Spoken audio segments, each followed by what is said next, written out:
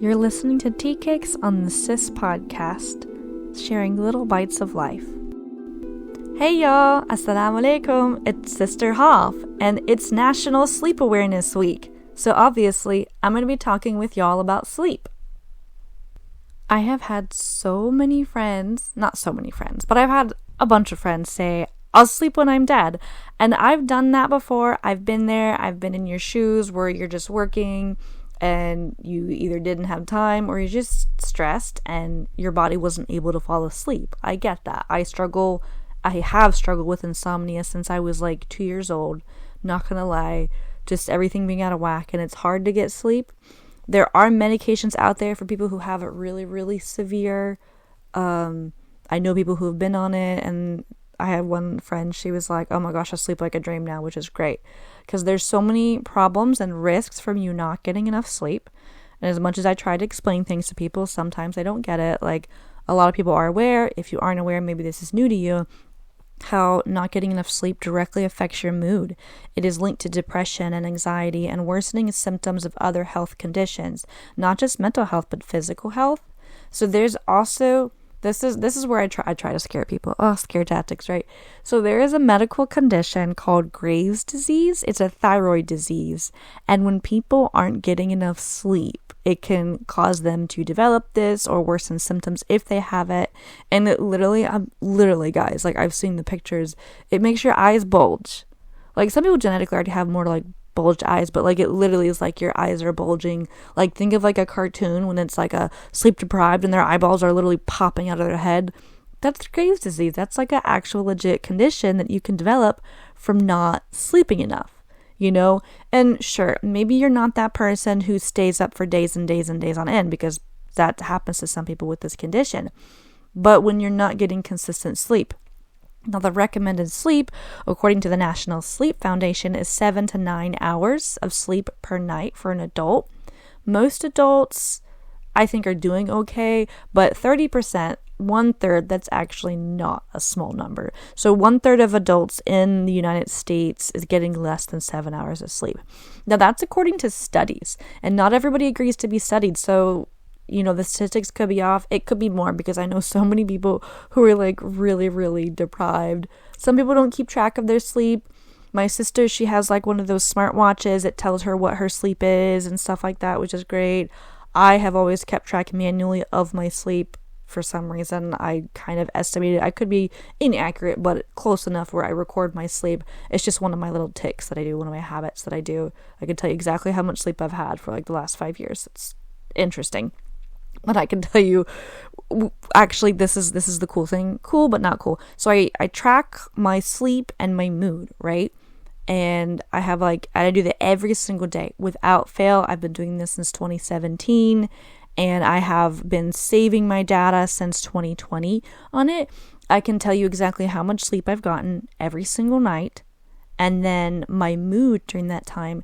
And then because I have like this little diary entry part on it, if my mood is crazy, I usually have an entry, so I can be like, okay, I'm not sleeping good on these nights or these days, here's what my mood was, and there's like an explanation. I mean, this is a personal self-study.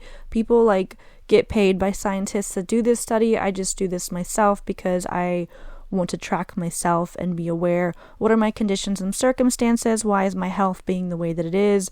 And yeah, sleep does play a huge role in it. Now, there's sleeping too much, right? But that doesn't happen as much usually for people.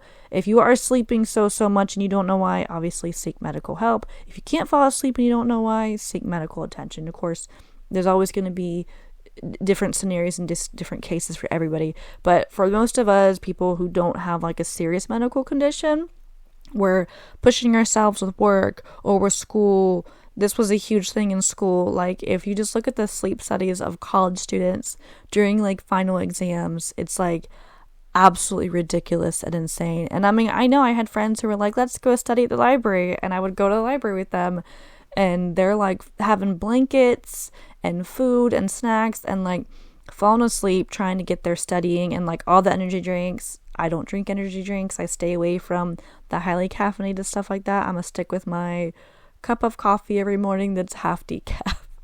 Just because I like, sometimes it's full decaf because I like the taste of coffee.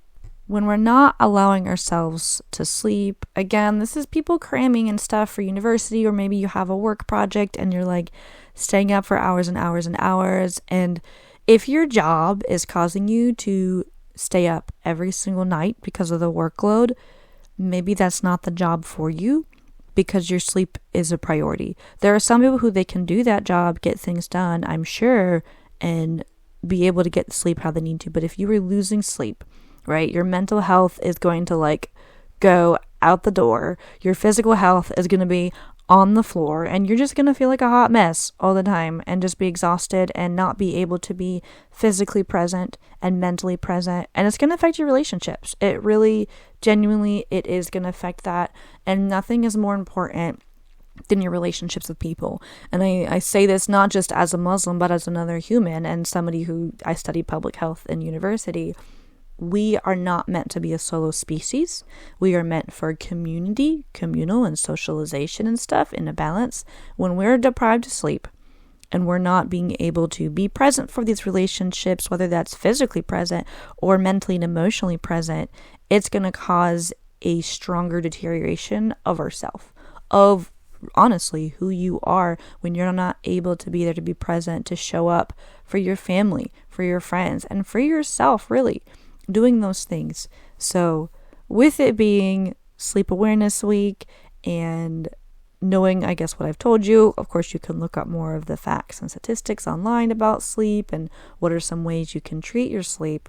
I hope that you'll start to make it a priority to get your rest how it needs to be done. I do know during the month of Ramadan, a lot of times our sleep gets a little bit out of whack because we stay up late, trying to eat or something. I already talked before Ramadan started about not overindulging in eating, but still getting the right kind of sleep. Yeah, I'm going to get up and I have some extra like worship or prayers or meditation that I want to do in the morning, but still trying to get myself where I'm on a sleep schedule, right? Or getting the rest, even if I'm just laying there pretending to sleep. That's better than staying up there still working, reading something, whether it's on my phone or an actual book, pushing yourself to stay awake, just trying to allow ourselves to get that rest. I hope y'all have learned something from this and are able to better take care of yourself and give yourself the grace of a good night's sleep or afternoon nap or whatever it is that you need. And until next time, Assalamu alaikum.